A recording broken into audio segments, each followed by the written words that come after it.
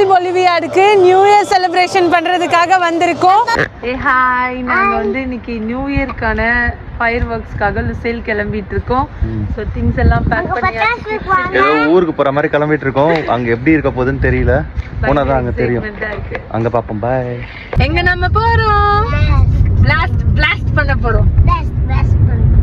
Hi, நாங்க Lusail பொலிவியாடுக்கு new year celebration பண்றதுக்காக வந்திருக்கோம்.